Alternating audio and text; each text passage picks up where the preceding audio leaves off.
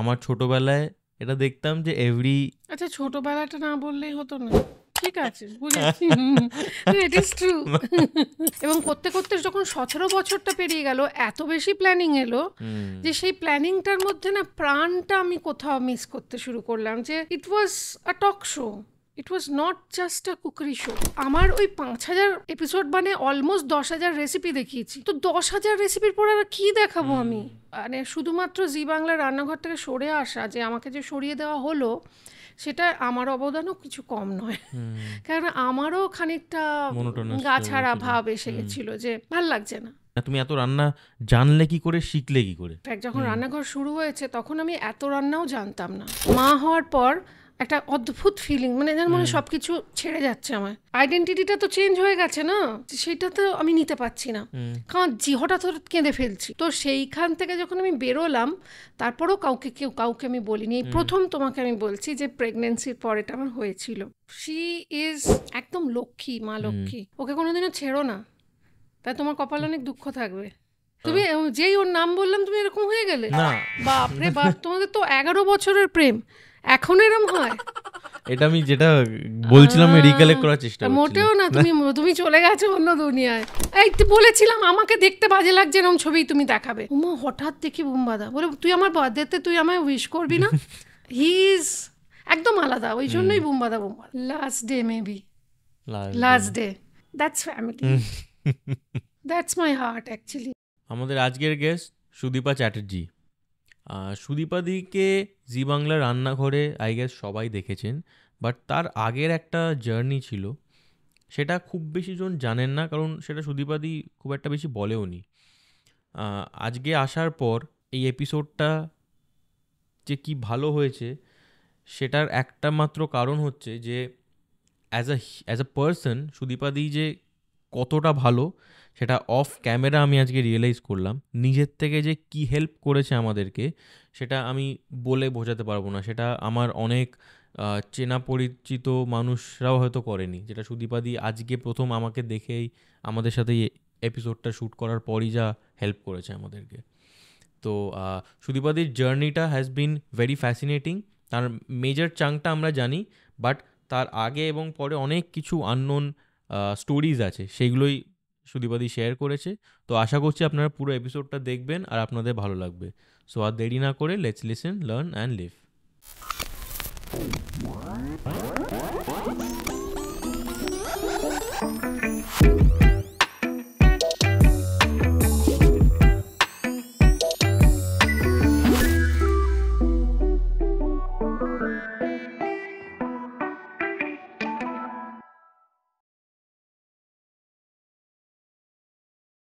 সুদীপাদি, welcome to the room of tales.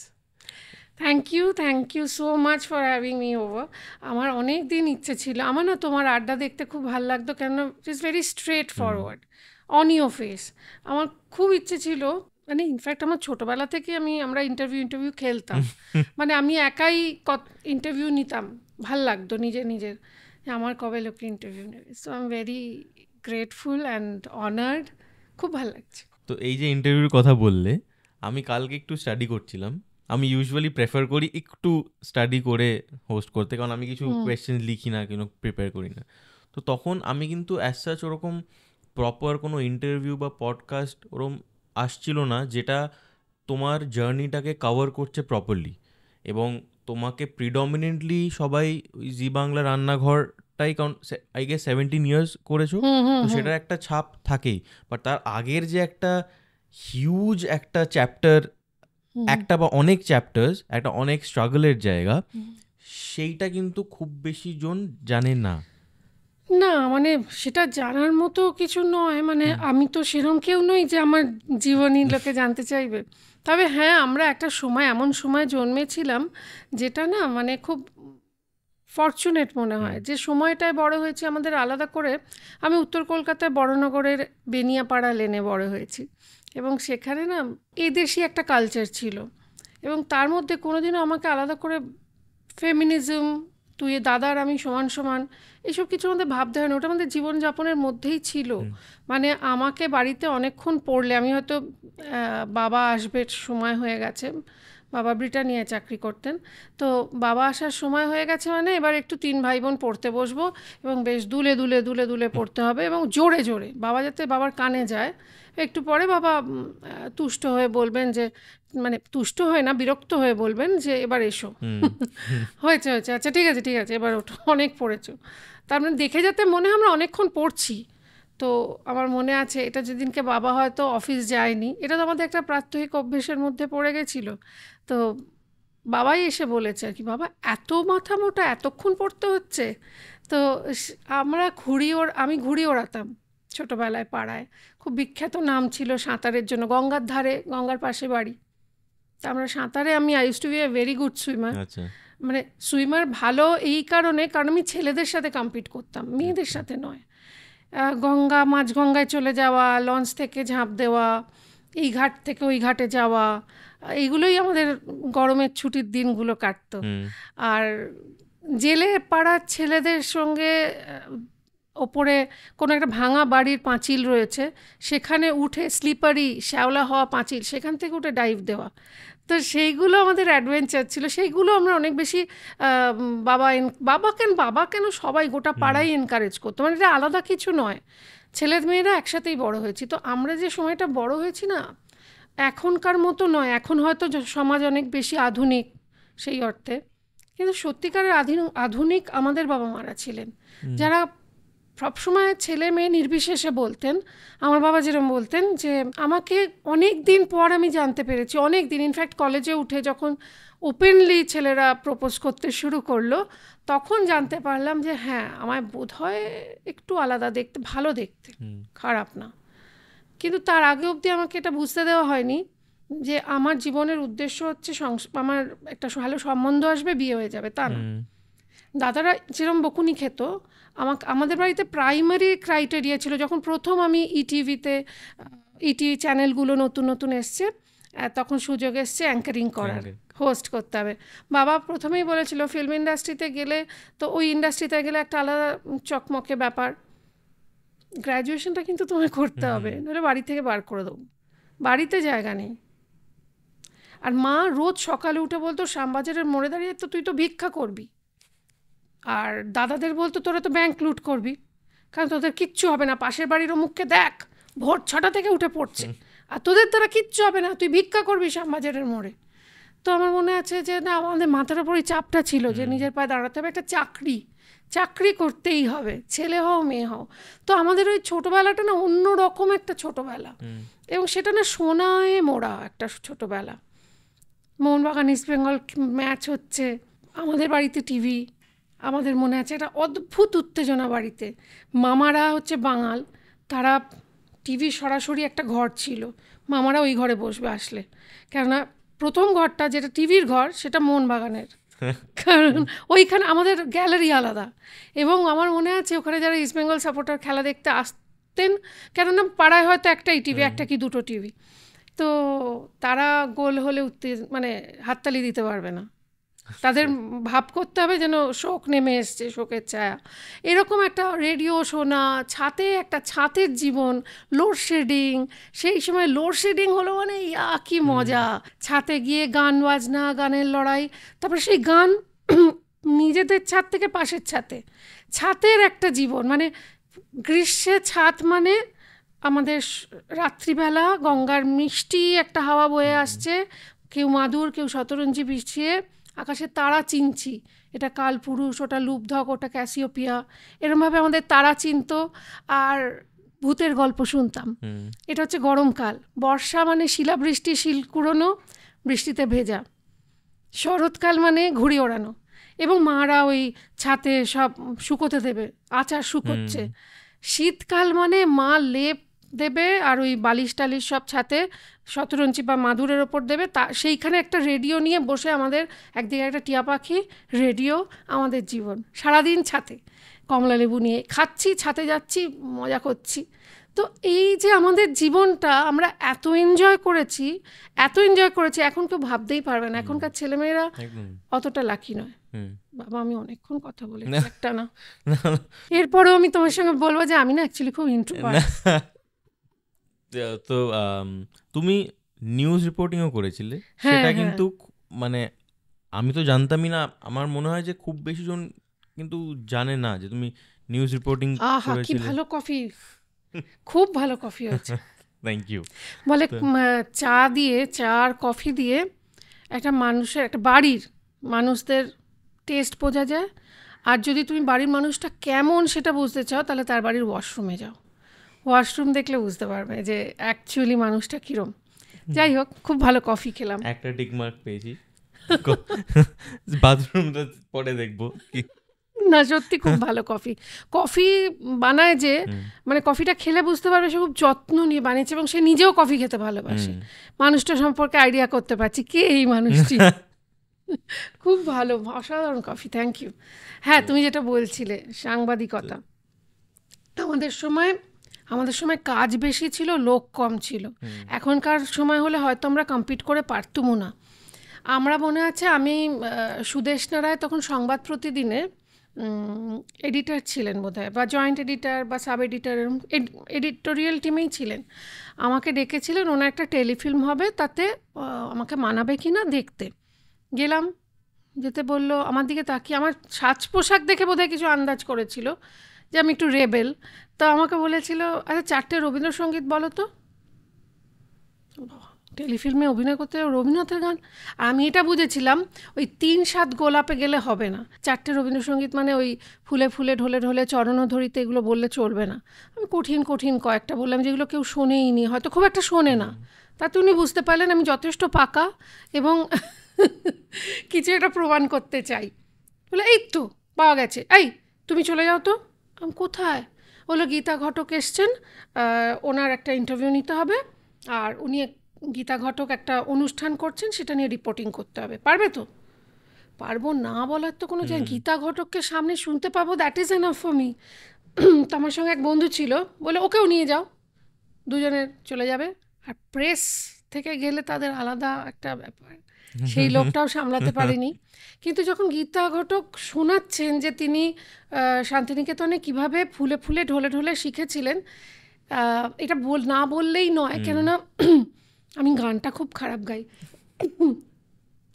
পিকো কি বা কুঞ্জে কুঞ্জে কুহু কুহু কুহু গায়, এটাই তো আমরা গাই।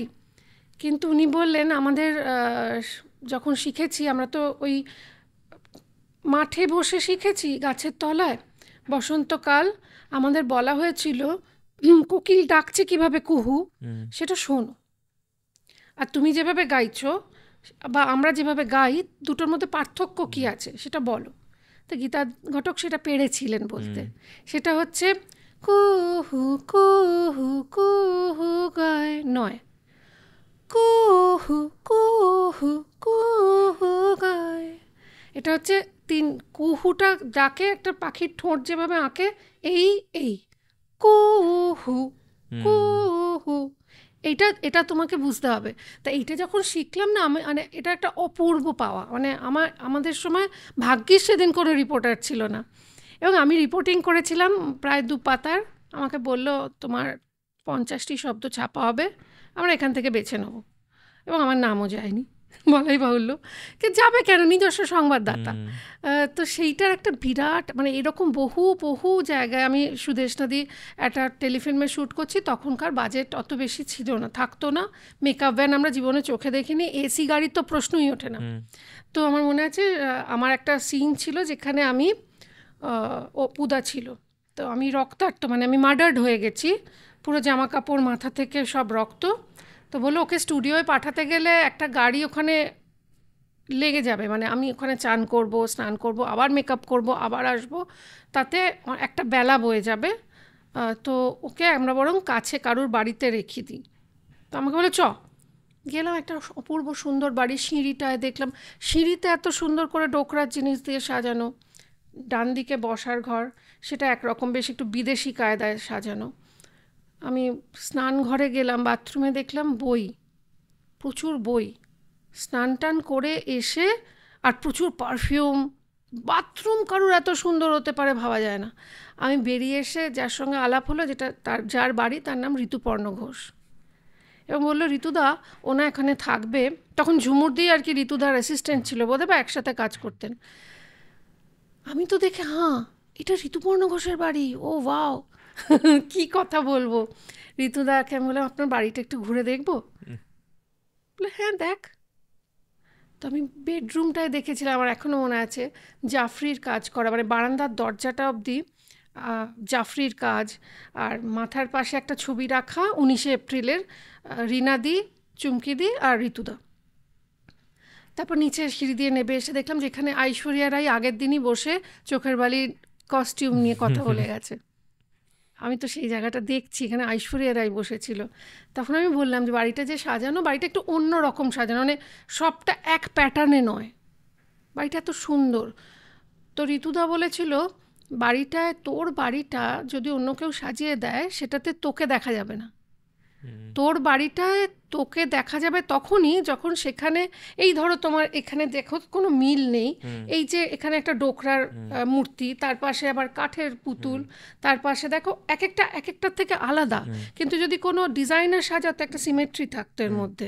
তাই বলে তুই যে তোর স্মৃতি, তুই তোর জীবনযাপন, সেটা যদি তোর বাড়ি সাজানোর মধ্যে না উঠে আসে, সেইটাতে তো ব্যর্থতা। মানে বাড়িটার একটা it should get a character, এটা একটা ক্যারেক্টার থাকা উচিত যেটা তোকে রিফ্লেক্ট করবে, তোর তোর কালচার, তোর পছন্দ অপছন্দ এবং কালেকশন। বাড়ি যখন যারা সাজাচ্ছেন, যারা নতুন বাড়িও করছেন, তাদেরও জন্য বলি, ঋতুদা আমাকে এটা বলেছিল যে বাড়িটা একদিনে সাজিয়ে ফেলবি না, একসাথে অনেকগুলো গাছ এনে সাজিয়ে ফেলবি না, একটা একটা করে হোক না, একটু সময় নিক না, তারপর সবশেষে যেটা দাঁড়াবে সেটা খুব সুন্দর চমৎকার, সেটা সবার থেকে আলাদা। এবার বললাম ঋতুদা তুমি দেখলাম বেডরুমটায় জাফরির কাজ আর এইখানে বসার জায়গাটা এরকম সাহেবি, এরকম কেন? বললো কেননা এখানে অনেক এমন লোকজন, আমায় তো ওটা ভেবে করতে হয়েছে যে এই জায়গাটায় আমার দেশ বিদেশ থেকে মানুষ আছে, তাদের কমফর্ট, আমি তাদের সঙ্গে আলোচনা করব, আমি আর সে বসে ঐশ্বরিয়া রাই আর আমি বসে আলোচনা করব, তাকে তাক লাগিয়ে দেওয়ার মতো এমন কিছু যদি আমি রাখি তাহলে তার মনোসংযোগটা নষ্ট হয়ে যাবে। সে যেটাতে কমফোর্টেবল বা সবাই যেটায় কমফোর্টেবল বসার জায়গাটা আমি ওই জন্য ওরকম রেখেছি, এখানে আমি আলোচনা করি, এখানে ডিসকাশন হয়। তো এখন বলছি এখনই আমার গায়ে কাঁটা দিচ্ছে। তো এই সুযোগগুলো আমরা পেয়েছি, এখনকার ছেলেমেয়েরা সেই সুযোগ, হয়তো বড় হোর্ডিংয়ে প্রথম দিন সারা কলকাতা জুড়ে হোর্ডিং লেগে যায়, আমি কাউকে ছোট না করেই বলছি, রাতারাতি তারা ফেমাস হয়, কিন্তু ওই 5 বছর বাদে আর কেউ বসে তাকে ডেকে কফি খাওয়াতে খাওয়াতে আড্ডা মারে না। শর্ট স্প্যান ভাইরালিটি যেটাকে বলে। তো এবার ধরো দ্য মেন শো, যেটাকে আমি যদি সেটাকে সেন্টার করি, যেখান থেকে পপুলারিটিটা আমি জানি না, বাট অন্তত আমি আমার ছোটবেলায় এটা দেখতাম যে এভরি, আচ্ছা ছোটবেলাটা না বললে হতো না, ঠিক আছে বুঝেছি, ইট ইজ ট্রু, কারণ আমিও তখন ছোটই ছিলাম। হ্যাঁ মানে এটা আমাকে শিখিয়ে দিয়েছে দেবলীনা দত্ত, বলেছে শোন তোকে যখন কেউ বলবে না আমি ছোটবেলা থেকে তোমায় দেখছি, আমিও তখন ছোটই ছিলাম। কারণ একটা শো 17 বছর ধরে তুমি করেছো, সেটা এবার অফকোর্স আমি জানি, আমি তোমার সাথে ইন্টারাক্ট করছি অনেকক্ষণ ধরে, তুমি সেটার ক্রেডিটটা নিজেকে খুব একটা বেশি দেবে না, তুমি সেটা প্রেফার করবে না, বাট সেটার অনেকটা ক্রেডিটই তোমার। সেটা তুমি যেহেতু বলবে সেটা আমি তোমায় বলে দিচ্ছি, কারণ এখনো আই গেস শোটা হয়, বাট অনেক হোস্ট চেঞ্জ হয়। হ্যাঁ, আজকের দিনে একটা জিনিস যদি 3-4 বছর চলে সেটাই অনেক বড়, কনসিডারিং চলে না, 1 বছর চললে ওরা পার্টি দেয়। তো সেইখানে একটা শো চলছে 17 ইয়ার্স। আমার এখানে 2-3টে প্রশ্ন একসাথে আছে। একটা হচ্ছে যে প্রথম যখন তোমার কাছে এই আইডিয়াটা আসে বা এই যে অফারটা আসে যে এরকম একটা জিনিস আমরা প্ল্যান করছি, সেইটা শোনার পর তোমার কি রিয়াকশন হয়? আমি 1 by 1 জিজ্ঞেস করি তোমাকে। রিয়াকশন বলতে তখন আমার টাকার খুব দরকার ছিল, আর আমার মনে আছে আমায় যখন বলা হয়, আমি মাসে বোধহয় প্রথমে, আমি খুব ভুল না করি, 8,000 টাকা পেতাম মাসে। Can you imagine? Everyday show, মানে প্রায় 24টা এপিসোড, 8,000 টাকা। বাট তখন 8,000 টাকা ওয়াজ আ হেল লট টু মি। আমি ভাবলাম যে আমার কাছে টাকাটা বড় কথা তো ছিলই, কিন্তু তার সঙ্গে সঙ্গে না একটা, আমরা যেখানে শুটিং করতাম ওখানে না আমরা তখন নিউজে চাকরি করি, জি নিউজ, তখন ছিল আলফা খবর, আলফা বাংলা। আর আমাদের একটা ব্যাপার ছিল, ওদের আমরা একটু লুক ডাউন করতাম, মানে আমরা তো নিউজ বানাই, সত্যি ঘটনা, আমরা প্রেস, তোরা তো যা কী করিস, শাড়ি বিউটি প্রোডাক্ট বিক্রি করছিস, মানে ওদের অ্যাঙ্কারদের সঙ্গে আমাদের সব বন্ধু ছিলাম, কিন্তু এরকম হতো আর কি। তাতে একদিন বলল যে, তখন ছিলেন যিনি চ্যানেল হেড, বললে শোন তোরা তো অনেক বড় বড় কথা বলিস, শুনি ওখানে দাঁড়িয়ে থাকিস, গল্প করি, যখন আমরা ব্রেক টাইমে একসাথে ক্যান্টিনে বসি, শোন আমাদের একটা স্লট ফাঁকা হয়েছে, তোরা কিছু করতে পারলে কর, 1 সপ্তাহ টাইম, 10-12 দিন ম্যাক্সিমাম, যদি কিছু করতে পারিস কর। আর পুরো এটা মানে যে ফ্ল্যাটটায় শুটিং হতো, that was Moon Moon Sen's house, Moon Moon সেনের ফ্ল্যাট ছিল, সেটা উনি ছেড়ে দিয়েছিলেন, ওখানে এই শুটিংটা হতো। তো সব ঘরগুলো অকুপাইড, শুধু ওয়াশরুমটা ছিল, bathroom with a big size bathtub, ওখানে ছেলেরা যেত, দেখতো, আহা মুনমুন সেন এখানে চান করতো, নিশ্চয়ই অনেক, মানে সবাই ওখানে একবার ঘুরতে যেত। ওই ঘরটাই ফাঁকা, তো একটা ওয়াশরুম কত বড় হতে পারে, সেট বানানোর মতো তো নয়। তো সেখানে আমি, অশোক বলে একজন ক্যামেরাম্যান ছিলেন, যিনি এখন জি বাংলার খুব সিনিয়র ক্যামেরাম্যান হয়ে গেছে, ডিওপি, তো অশোক আর আমি আর একজন গেস্ট ম্যাক্সিমাম, আর কেউ দাঁড়াতে পারবে না। অশোক একা 3টে ক্যামেরা অপারেট করতো, কারণ আর 2জন ক্যামেরাম্যানের দাঁড়ানোর জায়গা ছিল না। তো সেই জায়গায় যেদিন প্রথম শ্যুট করতে গেছি, ছবিটা যদি আমি দেখাই তো মানে তুমি হাঁ হয়ে যাবে। যিনি হেয়ার করতে এসছেন তার ওটা ফার্স্ট, সে কিছু কাজ জানে না, মেকআপ যে সে ভাব করছে, পিন্টু দা আমার মনে আছে, তার ভাবখানা হচ্ছে একবার সুযোগ পাই না, আমি একদম সব রং করে দেবো। তারপর হচ্ছে চিৎকার চেঁচামেচি হচ্ছে, যে জায়গাটা কুটনো কাটা বাটনা বাটা হচ্ছে, এই মিক্সি আনতে বলেছিলাম, মিক্সি আনেনি কেন, এখন মামায় শিল নোড়ায় শিল বাটছে শুক্লা দি, মশলা পিসছে, আর বলছে আমি কতবার বলেছিলাম আনতে, কেউ দেখেনি, কোথায় গেল, মানে ঠিক হচ্ছে বিয়ে বাড়ির দিন সকালবেলা। আমি গিয়ে দেখলাম আমার মাথায় এত বড় একটা খোঁপা লাগিয়ে দেওয়া হয়েছে, কুলকুল করে ঘামছি, তখন এসি ফ্লোর ছিল না, এখান থেকে টপ টপ করে ঘাম, হাতে একটা স্ক্রিপ্ট, যিনি স্ক্রিপ্ট রাইটার তিনি আসারও প্রয়োজন বোধ করেননি, তার অ্যাসিস্ট্যান্টকে পাঠিয়ে দিয়েছেন, কারণ সবাই জানে এই শোটা 2 দিন হয়ে বন্ধ হয়ে যাবে। তখন আমাকে বলা হলো যে অ্যাঙ্কারিং করতে হবে, বল, আর স্ক্রিপ্টে কি কঠিন কঠিন কথা, অত তো মুখস্থই রাখতে পারবো না।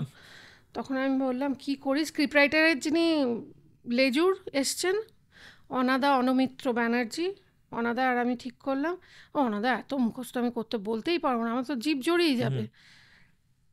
তখন আমি ভাবলাম বেনুদির রান্নাঘর তার আগে হয়ে গেছে, নন্দিনীর রান্নাঘর, তাপস পালের ওয়াইফ, তা ওদের ঝুলিতে এত কিছু বলার ছিল না, মানে কিছু গ্যাপগুলো ওরা অনেক কিছু ফিল আপ দিতে পারতো। যেমন তাপসদার সঙ্গে থাকাকালীন রান্না করতে করতে নন্দিনী বললো, তারপর তাপস একদিন প্রসেনজিতের সঙ্গে কাজ করছে, সেদিনকে আমার মনে আছে তাপস এই খাবারটা নিয়ে গেছে সেটে, এরমভাবে অনেক ওরা, মানে ওদের কাছে অনেক কিছু আছে ওদের ঝুলিতে। আর বেনুদির তো উত্তম কুমার আছেই, আমি কি বলবো, আমি কে, আমাকে কেউ চেনেই না। তখন আমি আমার ওই ইন্টারভিউ নেওয়ার শখটা মিটিয়ে নিলাম, আমার ছেলেবেলা থেকে ইন্টারভিউ নেওয়ার শখ, ইন্টারভিউ দেওয়ার শখ। ভাবলাম যিনি আসছেন তাকে না আমি সেলিব্রিটির যে প্রশ্নগুলো করে ওইগুলো করি, তাহলে আমারও শখ মিটে, মানে খেলনাবাটির মতো আর কি, কেউ কিচ্ছুটাকে সিরিয়াসলি নেয়নি। এবং আমি দেখলাম তাতে দর্শকের খুব ভাল লাগলো, যে সকলের জীবন, প্রত্যেকের জীবন, তোমার জীবন নিয়ে একটা সিনেমা হয়ে যায়, আমার জীবন যদি সত্যিকারে আমি বলি একটা সিনেমা হয়ে যায়। প্রত্যেকের জীবনে কিছু না কিছু গল্প তো আছে, সেটা যদি ছোট করে শেয়ার করা যায় তো একটা এপিসোডের কন্টেন্ট পেয়ে যাচ্ছে। তো ওইটাই হয়ে গেছিল, মানে সেটা আমাদের অপদার্থতার জন্যই হয়ে গেছিল আর কি। তো সেটা দর্শক যখন দেখছেন তারা রিলেট করতে পারছেন। এবং বৌদি আপনার মনে হলো যে আপনার তো জীবন অনেক কিছু পেলেন, কোনটা পাওয়া হয়নি? বৌদি আমি খুব ভালো গান করতাম, আমার খুব শখ ছিল, গান না একটা 2 লাইন। তো উনি যখন গাইছেন তখন টেলিভিশনের ওপার থেকে যিনি দেখছেন বলছে আরে এটা তো আমার কথা, তখন রিলেট, আর আমিও যাবো ওখানে, আমিও বলবো, আমিও আমার কথাটাও বলবো। এরকম করতে করতে জিনিসটা খুব পপুলার হয়ে গেল। এটা আমরা খুব একটা প্ল্যান্ড ওয়েতে করিনি। আর পপুলার হয়ে যাওয়ার পর ব্র্যান্ডগুলো আসতে শুরু করলো, তখন প্ল্যানিং হতে শুরু করলো, এই হবে ওই হবে, করতে বোঝা গেল যে এটা চলবে এখন। হ্যাঁ, এবং চলছিল সুপারহিট।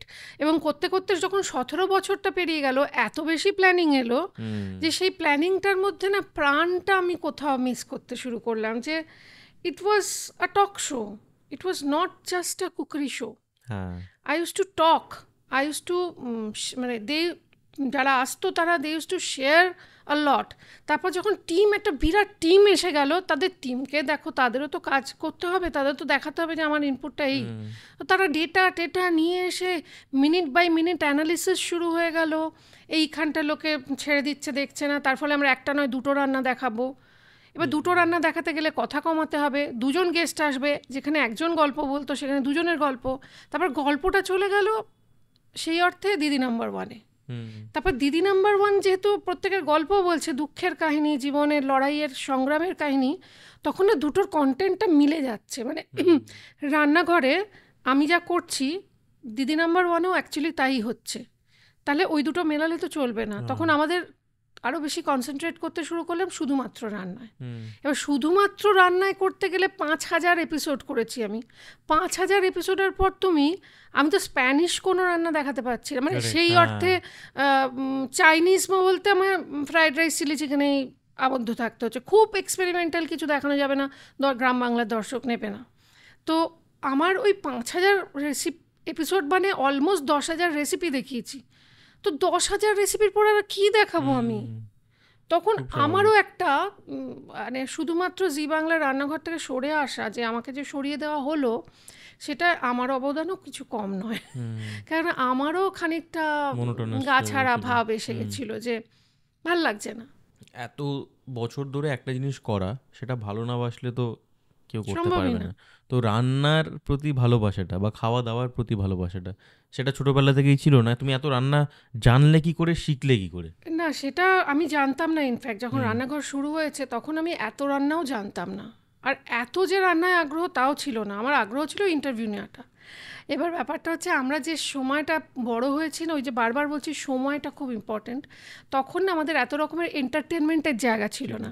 যে FM শুনছি, টেলিভিশন দেখছি, এখন মোবাইলে সবাই ব্যস্ত। আমার মা তো ইনফ্যাক্ট চলে যাওয়ার আগে লাস্ট 2 বছর মা ফেসবুক করতো, রাত্রিবেলা ঘুমোতে যাওয়ার আগে ফেসবুক দেখছে। তো এইটা তো মায়েরই ছিল না, আমরা তো দেখিনি। আমাদের কাছে এন্টারটেনমেন্ট মানে দিদি নাম্বার ওয়ান ছিল না, অনেক কিছু ছিল না জীবনে।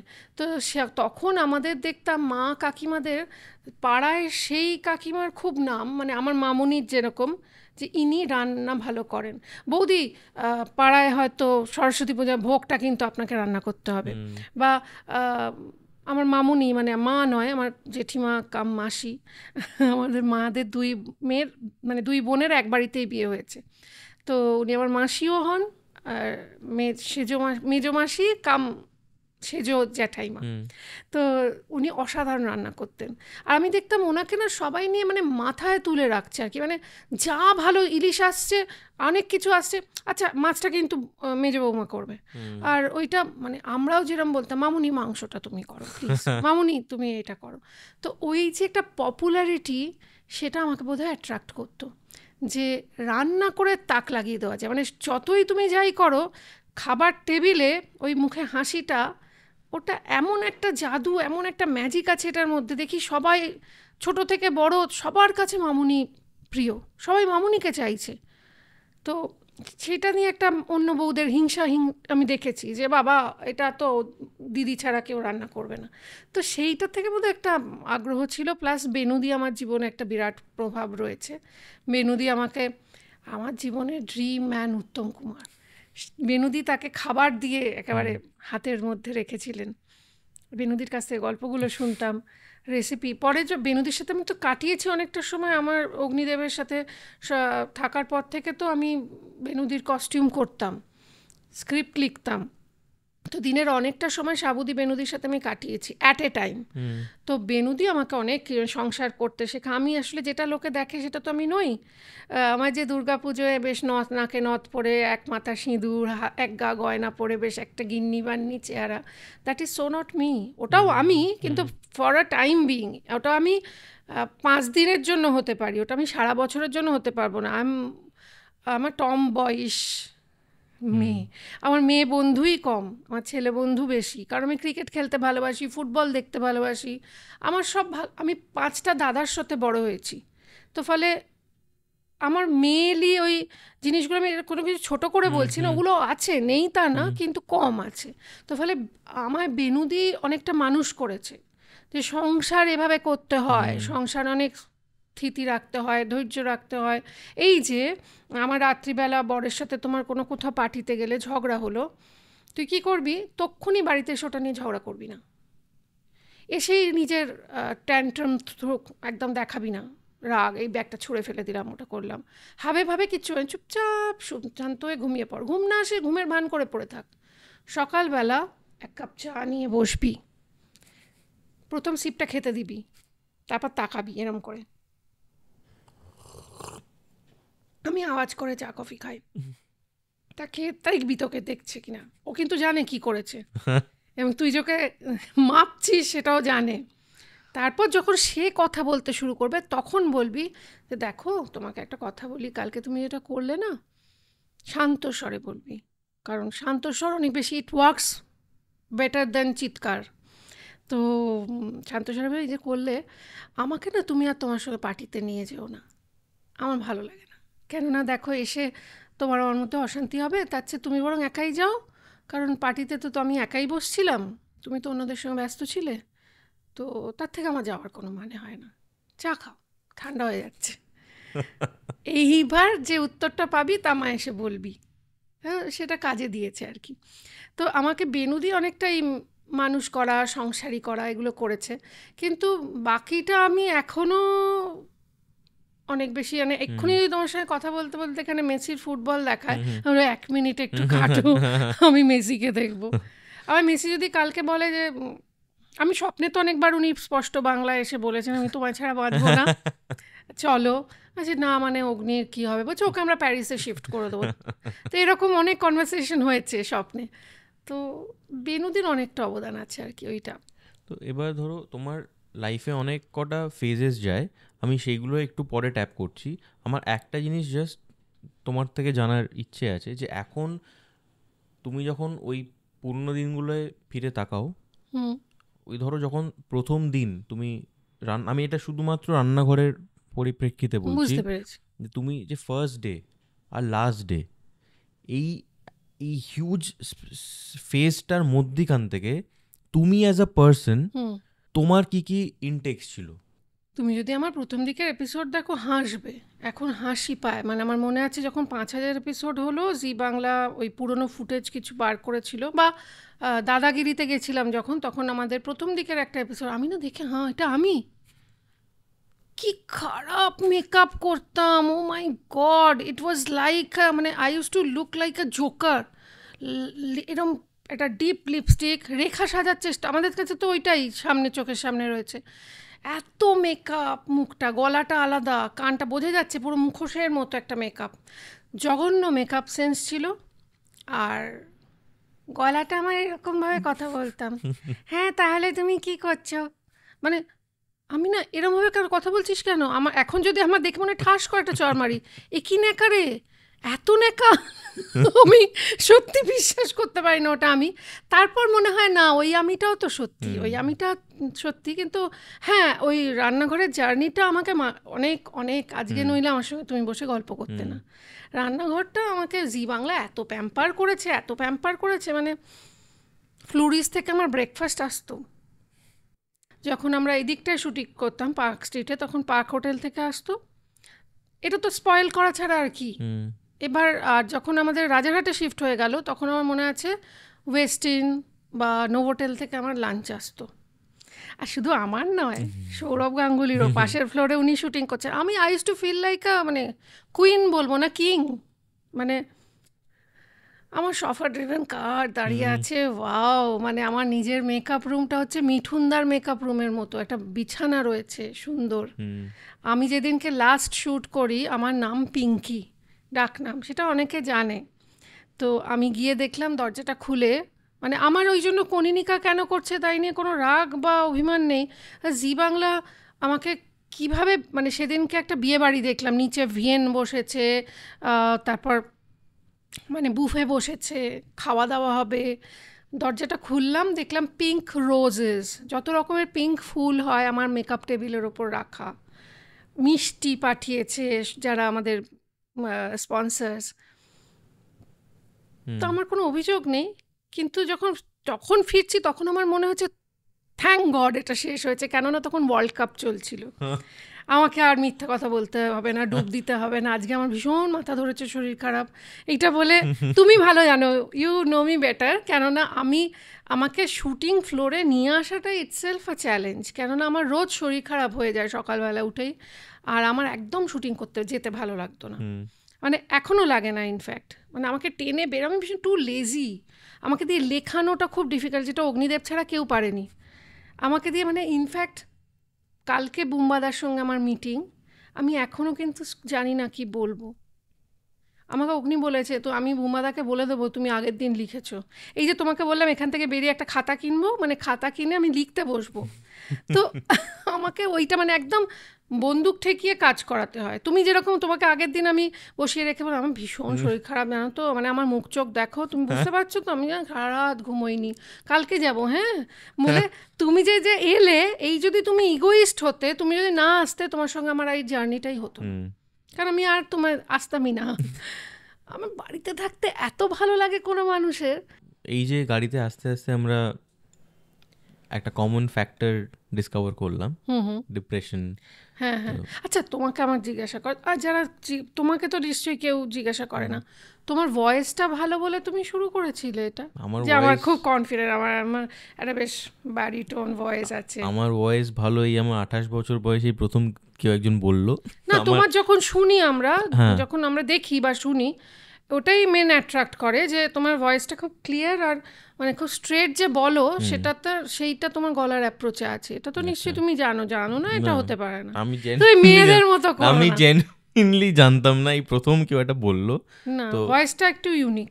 আচ্ছা, থ্যাংক ইউ। সেটা কিন্তু ভয়েসের জন্য শুরু করা না, এটা একটা আমার একটা ফেজ যায় ডিপ্রেশনে, যেটা বলছিলাম। তো তখন আমি অনেক পডকাস্ট কনজিউম করতাম ওয়ার্ল্ড ওয়াইড, তাই? তো ওই অনেক কিছু কোভিডের আগের থেকেই, কোভিডটা তার মাঝামাঝির দিকে পড়লো, তো ওটা ইলংগেট হলো, তো তখন অনেক কিছু জানছিলাম, শিখছিলাম, কারণ ওই ফেজটায় তো তুমিও বেটার জানবে যে ঘুম থেকে উঠতেও ইচ্ছে করে না, উঠে যে একটা কাজ তো দূরের কথা, ঘুম থেকে উঠে বিছানা ছেড়ে উঠে বেরিয়ে কিছু একটা করতেই কিরম যে দেখতে ভালো ঘুমোলাম আর যাতে নাই উঠি, এই ফেজটার থেকে যায়।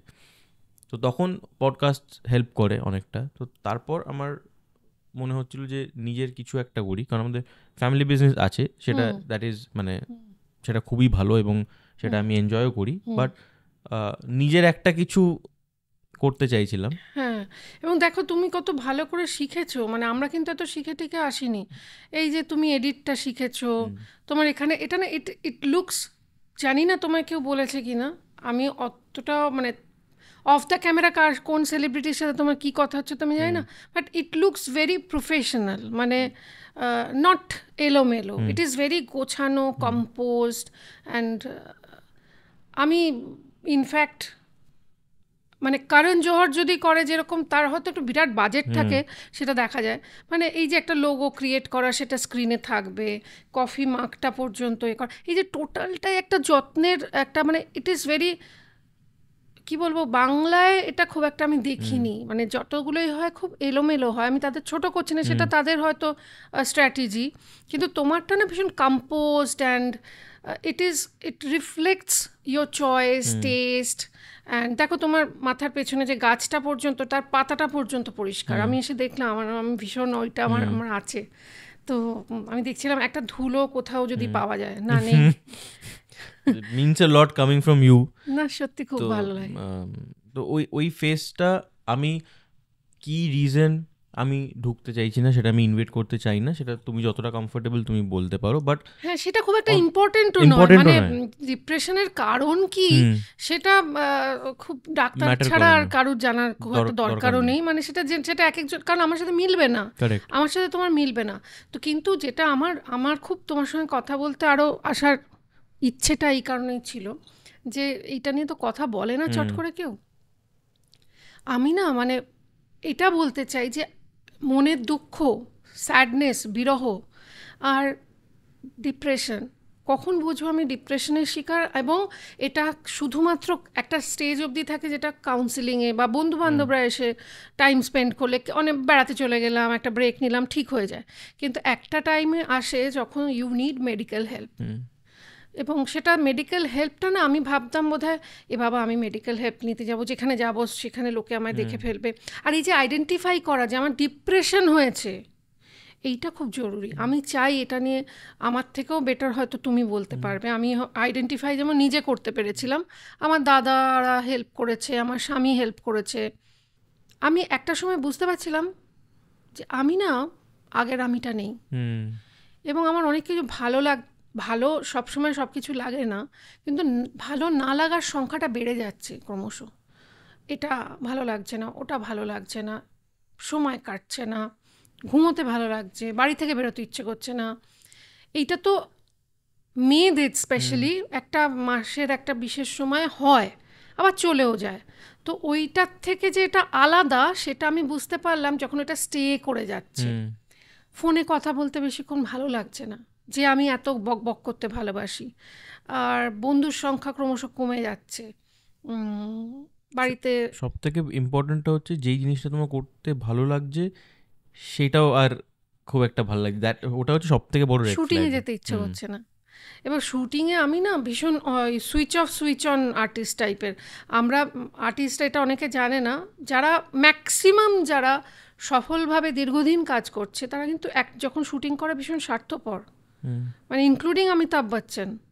এই যে এখন তোমার সঙ্গে আমি কথা বলছি, আমার ছেলেকে স্কুল থেকে আনতে গেছে, সে বেরিয়েছে কি বেরোয়নি আমার কিন্তু মাথায় নেই। আমার এই শটটা যখন তুমি কাটবে আমি কফিটা রেখে ফোন করব, কিন্তু যখন তোমার সঙ্গে কথা বলছি সে কোথাও নেই, আমার কেউ নেই লাইফে, জাস্ট ওই রান্নাটুকুই আছে বা আমার যিনি গেস্ট পাশে বসে। তো এটা তোমাকে কাট অফ করতে হয় না, এটা মেন্টাল একটা এক্সারসাইজ, এটা খুব টাফ করা।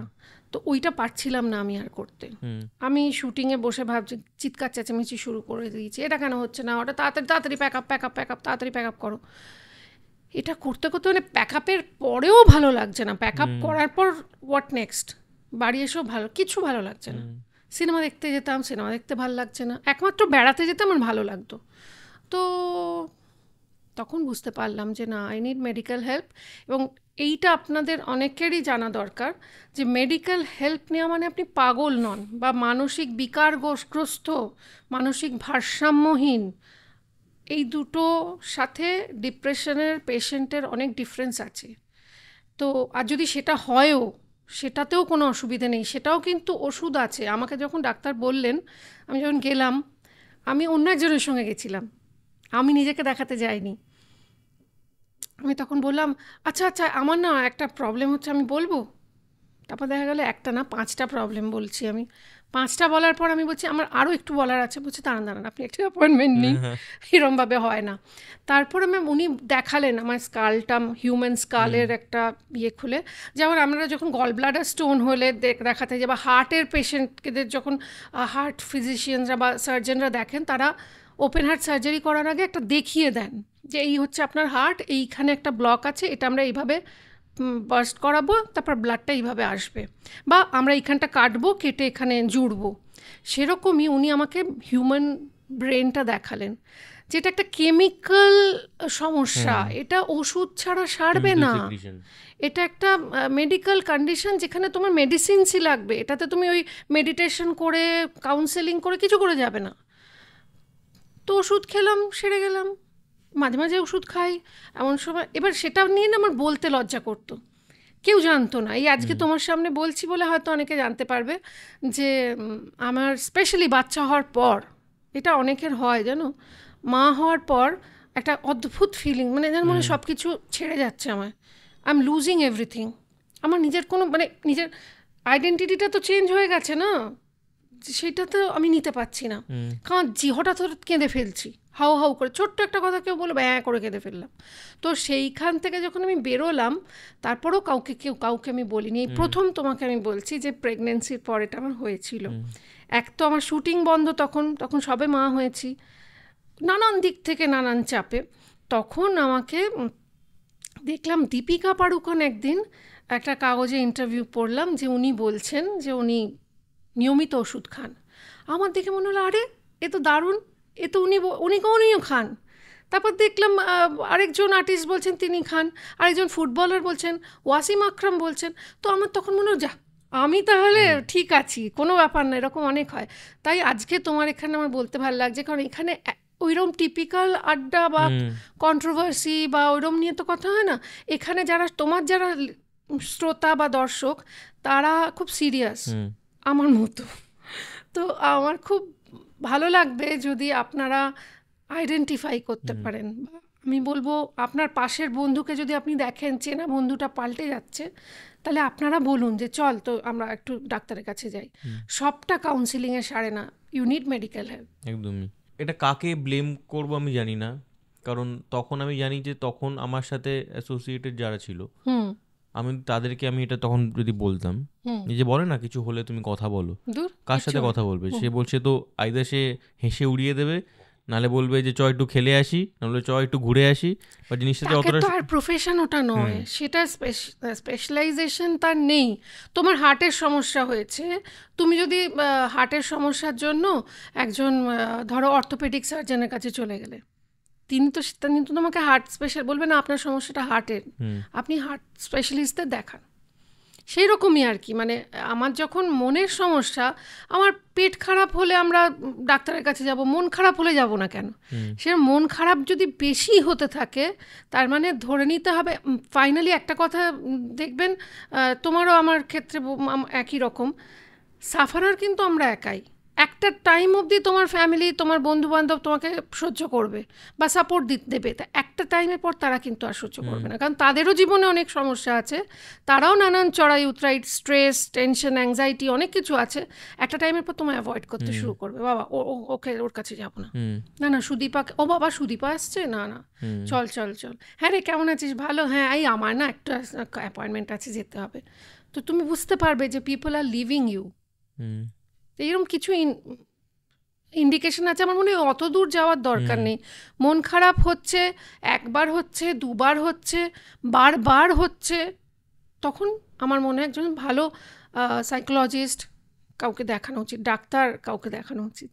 তো থ্যাংক ইউ তুমি অন ক্যামেরা এটা বললে বলে, কারণ মানে যত বেশি মানুষ এটা নিয়ে ওপেনলি কথা বলবে, ততটা এটা নর্মালাইজ হবে, কারণ এটা নর্মালাইজ হওয়াটা সব থেকে ইম্পর্টেন্ট। আমি বললে দেখবে তখন, আর আমার এইটা যারা শুনছেন ওখান থেকে, তোমাকেও শুনলেন, কিছু ছেলেরা শুনলো তোমার বয়সী, তারাও কিন্তু আইডেন্টিফাই করবে যে ও বাবা ওখান থেকে বেরিয়ে এসছে, তাহলে আমিও বেরিয়ে যেতে পারি।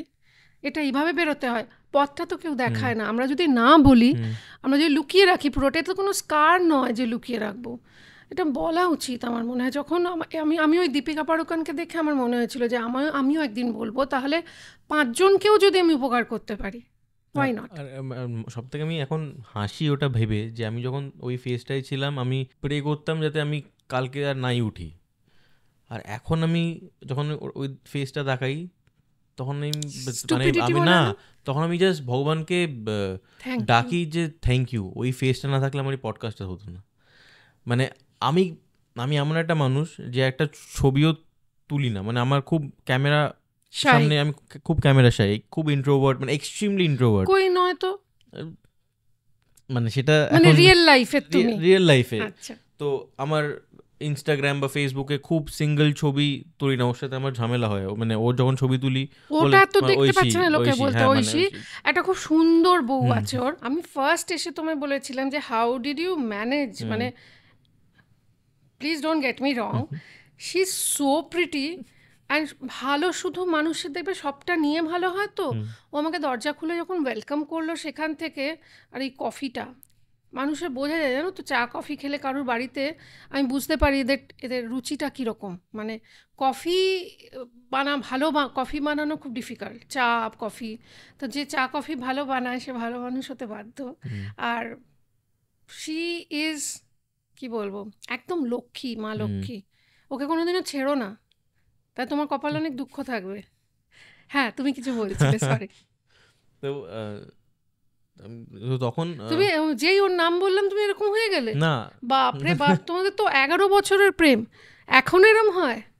এটা আমি যেটা বলছিলাম রিকালেক্ট করার চেষ্টা করছি। মোটেও না, তুমি চলে গেছো অন্য দুনিয়ায়। না, শি ইজ সো প্রিটি, শুধু না প্রিটি মানে in every aspect of life. Like ও এসে কফিটা দিল, জলটা তুলে নিল, আবার মানে পুরো টোটাল ব্যাপারটার মধ্যে বোঝা যায় যে শি ইজ এনজয়িং হার সংসার and this journey with you, মানে to the fullest. And vice versa, সেটা আমি এক্সপ্রেস করতে পারি না, ওটা আমার মেজর ইস্যু। ডেফিনেটলি তুমি খুব ভালো, নইলে তোমার সঙ্গে রইল কি করে 11 বছর? এটাই, ওর অন্য জায়গায় থাকার কথা ছিল। আমাকে পাঠিয়েই ছাড়বে দূরে এখান থেকে। না না না, you are truly lucky, truly lucky. তো এই অনেক কটা সিরিয়াস ইস্যুস আমরা মোটামুটি কভার করছি। তোমার জার্নিটা আমার মনে হয় এখন অবধি প্রপারলি আমরা কভার করতে পেরেছি। সো এবার আমি আসছি প্রেজেন্ট ডে। এখন তোমার ইউটিউব একটা চ্যানেল আছে, সুদীপা সংসার আছে, তোমার একটা বুটিক আছে। তো প্রেজেন্ট ডে তোমার কি ভাবনা চিন্তা আছে? মানে তুমি ইউটিউবটা যেমন সুদীপা সংসারটা চলছে, সেটা সাকসেসফুলি রান করছে, শুরুর দিকে করছিল, এখন হয়তো অনেকটা মানে আমারই গাফিলতিতে কি হয়, আমি তো একজন মা না, মানে আমার মাতৃত্বের পরিচয়, আমি মা সুদীপা চ্যাটার্জির পরিচয়টা অনেক লাউড, অনেক বেশি প্রমিনেন্ট। তো কি হয়েছিল, মানে চলছে চলছে হঠাৎ আদির পরীক্ষা, তো কালকে শুটিং করা যাবে না, এইটা করলে হবে না, এইটা তোমাকে শুটিংয়ের মতো করতে হবে। আর তখন দুর্গাপুজোর সামনে এসে গেছিলো, তখন ওই দোকানে প্রচুর প্রেশার, নিজের কাজের মানে বুটিকের প্রচুর, বুটিক ঠিক বলবো না, শাড়ির দোকান, তো সেখানে অনেক কাজের চাপ এসে গেছিলো। তখন আদিকে সামলানোটা করে আমার কয়েকটা এপিসোড মিস হয়ে যায়, যার ফলে কি হয়, ওই গ্রাফ একটা দেখায় না, ওটা একটু ডাউন গেছে। তো আশা করি এখন আবার বাই গডস গ্রেস। তো আমার এখন মেন প্ল্যানিং বলে কিছু নেই, ইনকাম যেটা একটা মানুষের, আমার তো বহুদিন ছোটোবেলা থেকে আমি টিউশন করি। আমার মনে আছে আমার বাবা, আমি একটা জার্মান শেফার্ড নিয়ে এসেছিলাম বাড়িতে, তো 1 মাস পরে বাবা বাবা সব লিখে লিখে হিসেব করে খরচা করতেন। তো আমি বললাম যে কি লিখছো? বললো তুমি যে কুকুরটাকে এনেছো, তোমার কোনো আইডিয়া আছে তুমি কতটা ইরেসপন্সিবল, যে তোমার কোনো আইডিয়া আছে এর পেছনে কত খরচা হয় মাসে? কত? বললো 3200 টাকা এই মাসে ওর জন্য। তখনকার দিনে বলছি, 20 বছর আগে, হয়তো 20 না 25 বছর আগে, 3200 টাকা এর পেছনে শুধু ওষুধ এসছে, মাংস টাংস ছেড়ে দাও।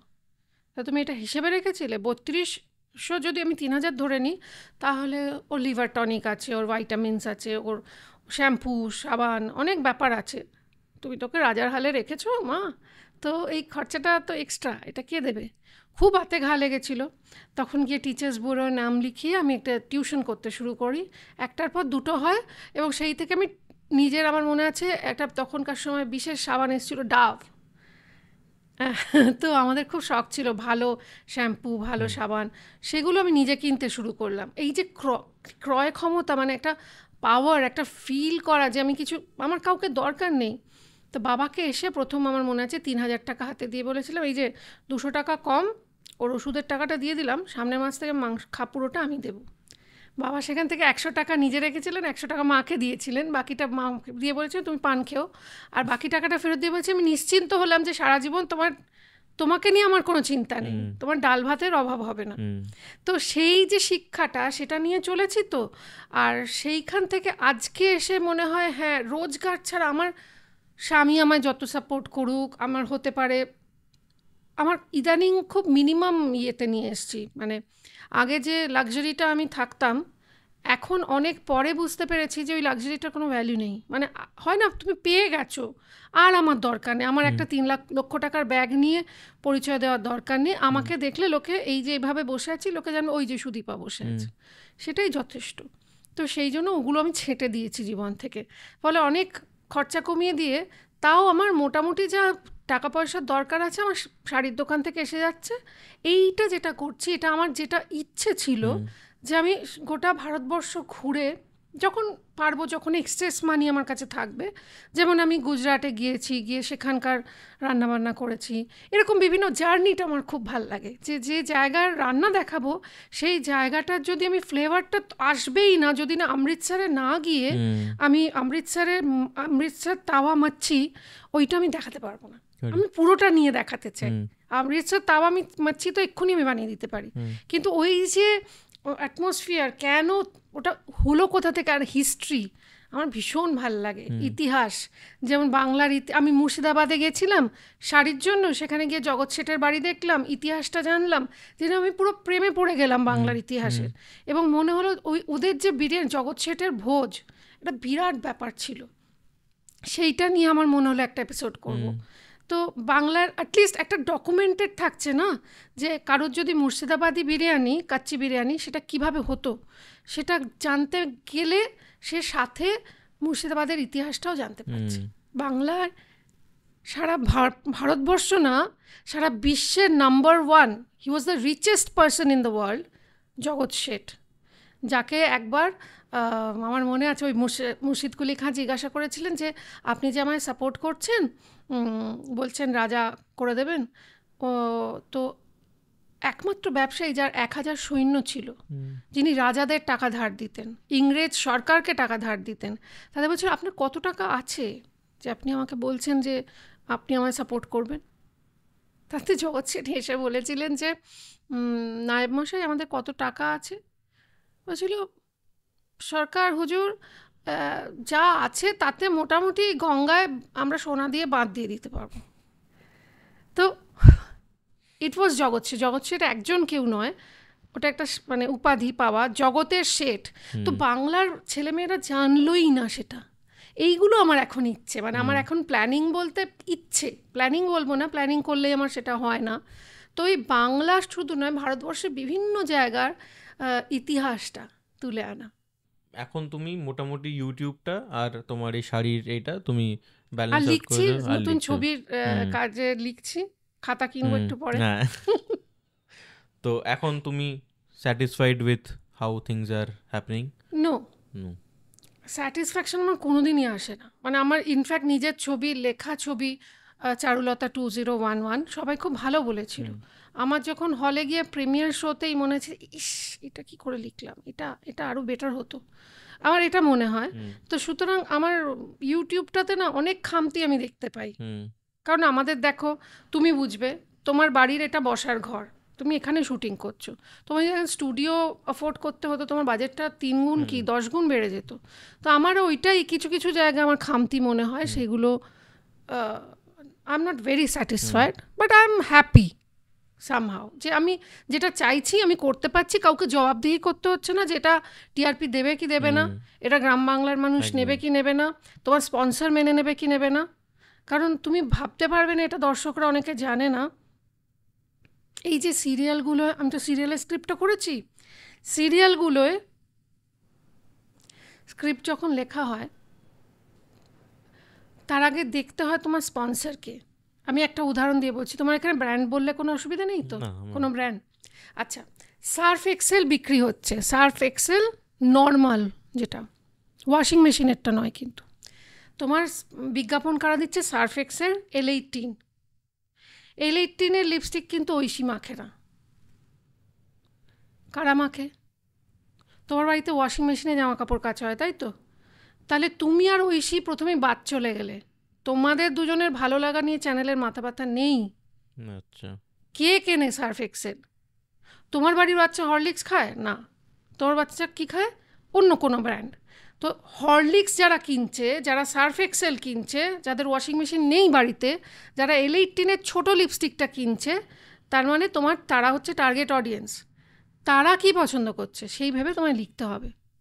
তো সেইভাবে তো বাংলা সিরিয়ালের আজকে এই অবস্থা, যে এই ভেবে লেখা হয় যে মানে শুরুতেই দর্শকদের আগে ভেবে নেওয়া হয় এরা কিছু বোঝে না, এরা কিছু জানে না, এরা তো গ্রাম বাংলায় থাকে।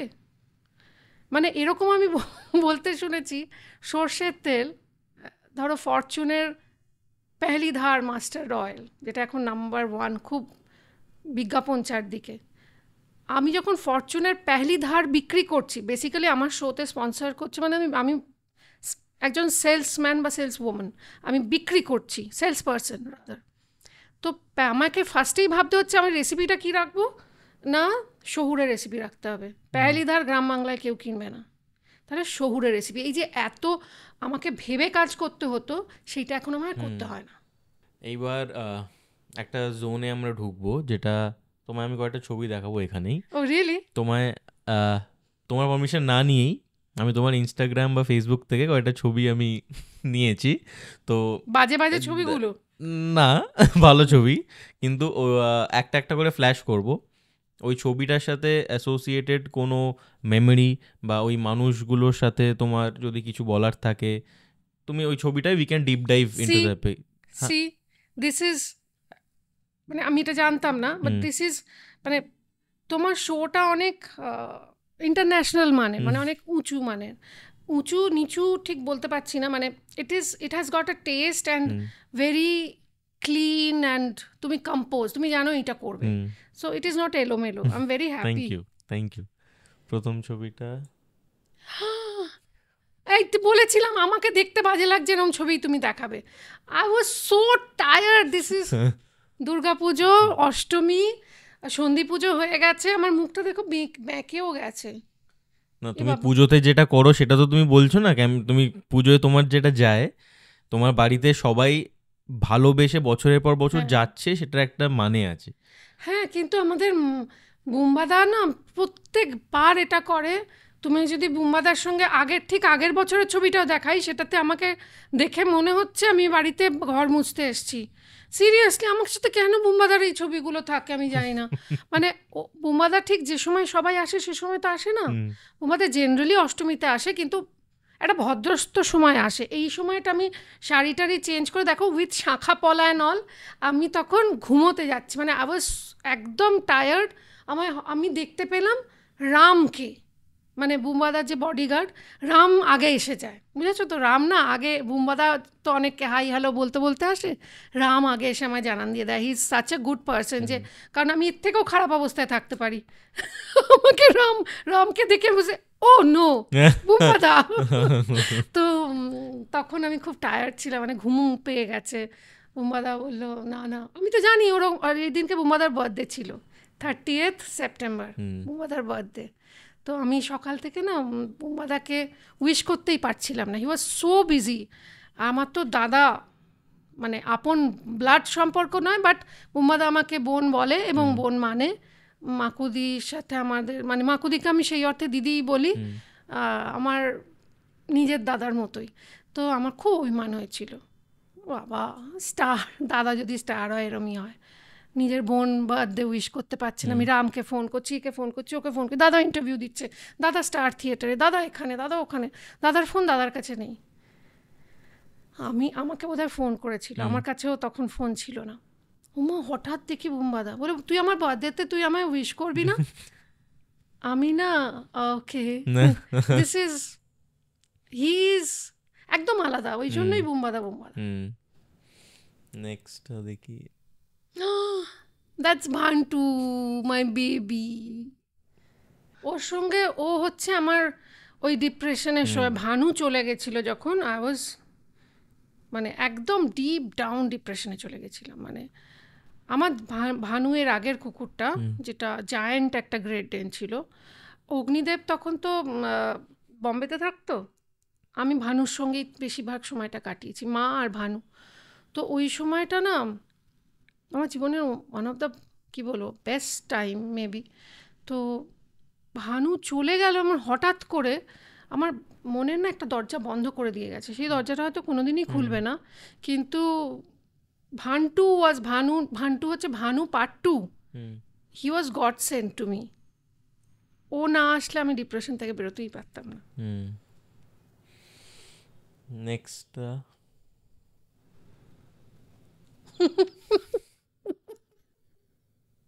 আচ্ছা, এটা কেউ করে? এটা কি খুব বড় অ্যাচিভমেন্ট, তুমি সেটা বলো। এটা আরে লোকে কেউ সিলভার বাটন নিয়ে করে না, সবাই গোল্ডেন প্ল্যাটিনাম সব ওইসব নিয়ে করে। আমার কি করো, আমি ওটাই পেয়েছি, ওটাই খুশি হয়ে গেছি। না, এটা আমি তো এখন, এটা তো আমার ড্রিম, এখন দাঁড়িয়ে এটাই তো আমার ড্রিম। পেয়ে যাবে পাক্কা।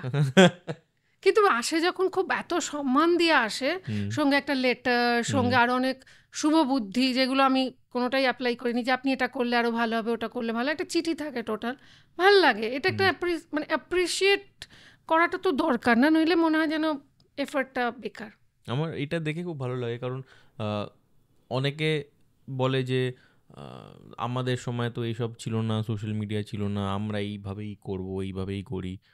বাট সময়ের সাথে সাথে সবাইকে অ্যাডাপ্ট করতে হয়। And তুমি ওরকম একটা সিরিয়াল থেকে একটা এখন যেটাই করছো না কেন তার সাথে ইউটিউব চ্যানেল খোলা, সেটার এই মাপে দাঁড়ানো করে সেটার একটা অ্যানালিটিক্স হয়, সেটা একটা মনিটাইজেশন কিরকম করে হয় আমি যেমন জানি না, খুব ভালো জানতাম লাগে না। টাকা পেলে।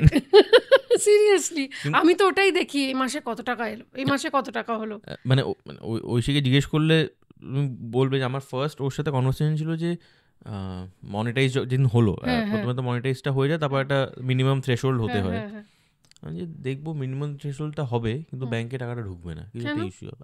আমি খুব পেসিমিস্টিক, দেখবি আসবে না, কিছু একটা ঢুকবে আদৌ, এটা হয় কি আদৌ, আমি খুব স্কেপটিক্যাল। তো এই জিনিসগুলোই যে ধরো তুমি তো এটা জানতে না, তুমি শিখলে আর নতুন জায়গায় এসছি। দেখো আমি আজকে তোমার সঙ্গে ইন্টারভিউ বা আড্ডা এইটা করছি এই কারণে, কারণ এইটা এখন নতুন, people have shifted to mobile. এখন টেলিভিশন থেকে অনেক শিফট করে। টেলিভিশনে আগে আমার মনে আছে আমার স্বামী একটা সিরিয়াল করতো, একটা অনুষ্ঠান হতো, তার নাম ছিল ঝঙ্কার, 21 টিআরপি, 21 টিআরপি। তারপর আমরা যখন দেখলাম কৃষ্ণকলি বলে একটা সিরিয়াল হতো, নাম্বার 1 ছিল অনেকদিন জি বাংলায়, মানে দুটো চ্যানেল, সব চ্যানেল মিলিয়ে নাম্বার 1 ছিল। 11 টিআরপি দিত, রানী রাসমণি 11 টিআরপি দিত।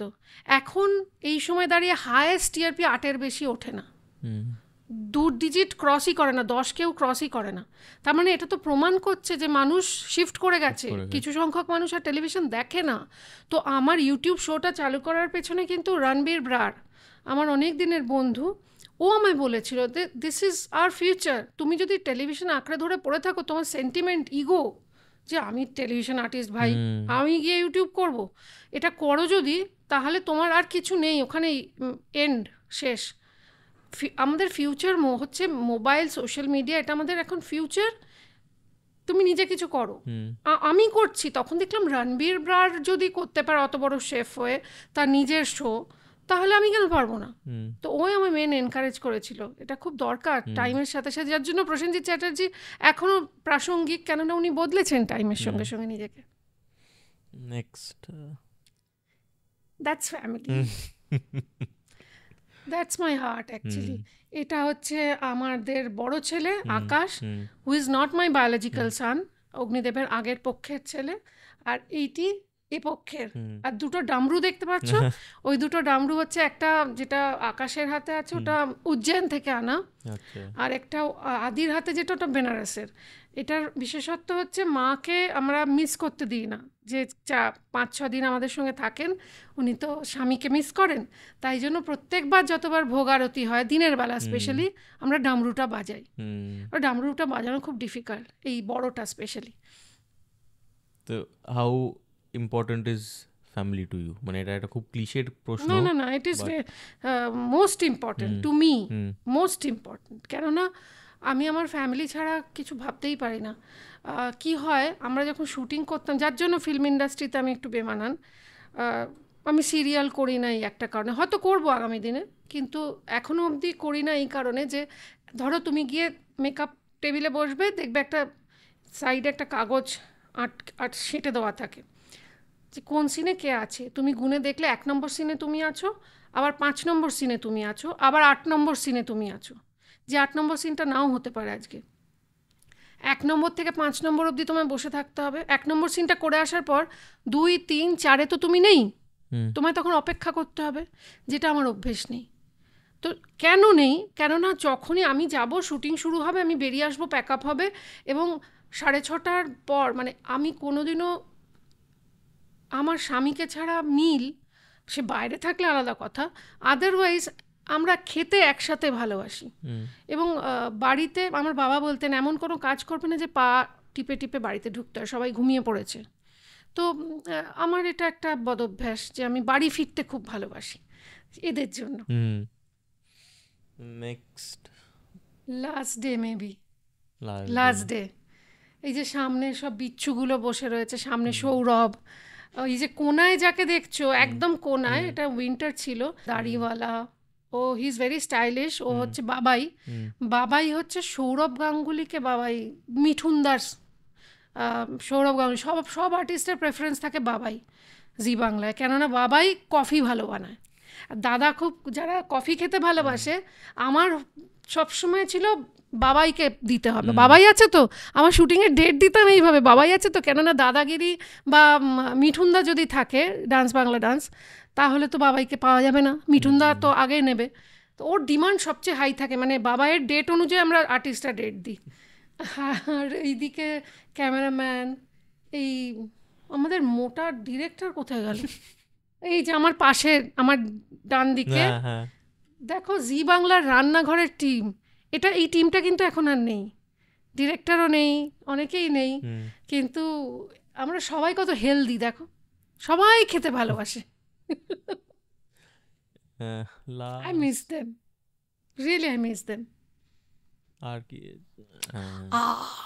Wow, that was a wow moment for me because it was থাইল্যান্ডে কোথাও একটা হবে, আমার মনে আছে। সবাই দেখবে এই ছবিটা, আপনারা দেখবেন সবাই কিন্তু বাঘটার পেছনে বসে এরকম করে দাঁড়িয়ে চোখ বা হেসে স্মাইলি। আমি তো পেয়েছি, আমি ঘরের মধ্যে বেশ হাত ঢুকিয়ে মেয়ের মনে হচ্ছে অ্যালসেশিয়ান কুকুরকে আদর করছি।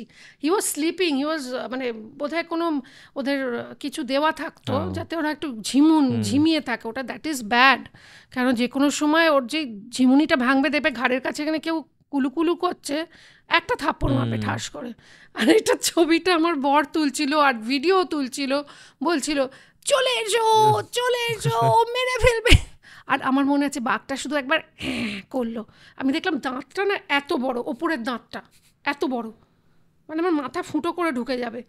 আর ওইখানে ও যে ঘ্যাঁটা করলো, ঘাউটা, তারপর আমার আর নড়ার ক্ষমতা, মানে আমি উঠে পালাবো কি করে, পালাবার যে ক্ষমতাটা থাকে সেটা আমার নেই, আমাকে নিয়ে যাও।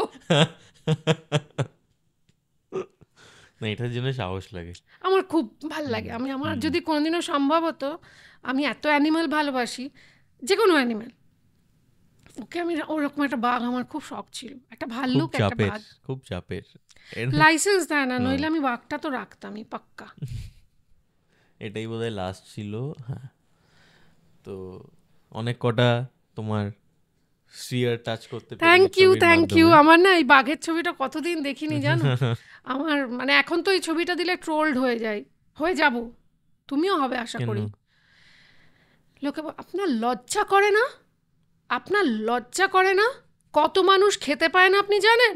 আপনি বাঘকে গিয়ে আদর করছেন থাইল্যান্ডে, কি প্রমাণ করতে চান আপনি? লজ্জা করে না আপনার? আমাকে তো তাই বলে, আমি যদি কোনো কুকুরকে রাস্তায় খাই, কত পথের ভিখিরি, কত বাচ্চা খেতে পায় না আপনি জানেন? আরে আমি কি পুরো দুনিয়া ঠেকা নিয়ে রেখেছি না কি? আমি আনন্দ করতে পারবো না? যাই করি তাতেই ট্রোল। ওটা অ্যাকচুয়ালি যারা করে না তারাই ওই ট্রোলারদেরও আমি সবসময় এখন লিখি God bless you, get well soon. কেননা না আমি দেখেছি লক্ষ্য করে, যেসব মহিলারা আমাকে অ্যাটাক করে, তারা definitely, I can bet on this, তারা হয় ডিপ্রেশনের থ্রু যাচ্ছে, নইলে বাড়িতে দে আর ভেরি আনহ্যাপি, আর তাদের খুব বাজেভাবে ট্রিট করা হয়। আমি দেখেছি লক্ষ্য করে, মানে আমি মুখটা দেখে, যখন আমি না অনেককে এত বাজে লেখে তার প্রোফাইলটায় গিয়ে যদি না লক থাকে দেখি, ফেসের মধ্যেই বুঝতে পারি, I can read your face, মানে ওটা আমার ভগবান প্রদত্ত একটা ক্ষমতা, মাঝে মাঝে আসে। তো আমি দেখে বুঝতে পারি যে she has gone through a lot, তার মনের কষ্ট, কথা সে বলতে পারে না, তার বাড়িতে হয়তো তার স্বামী তাকে মারধর করে, মানে না, ছেলেমেয়েরা কথা শোনে না। তখন সুদীপাকে একটা এমন কথা বললাম, মনে দারুণ লাগলো, আর দিয়েছি সুদীপাকে আজ ভালো করে, ওইটা আমি তখন এখন ক্ষমা করে দিই আর বলি তাড়াতাড়ি সুস্থ হয়ে উঠুন। তো সুদীপাদি, thank you, it has been a good episode আমার কাছে। ভালো লেগেছে তোমার ভালো লেগেছে কিনা আমি জানি না। তুমি যদি আমাকে এখানে না থামাতে, দেখতে আমি আরো কথা বলে যাচ্ছি। It is a good sign, কারণ অডিয়েন্সকে এবং গেস্টকে এবং নিজেকেও we have to end it wanting for more, সেটাই আমার মনে হয় যে গুড সাইন। দারুণ বললে। তো আমি ক্যামেরা চললে ননস্টপ কথা বলে যেতে পারি। তো যদি কারোর এপিসোডটা ভালো লাগে তাহলে প্লিজ কমেন্ট করুন।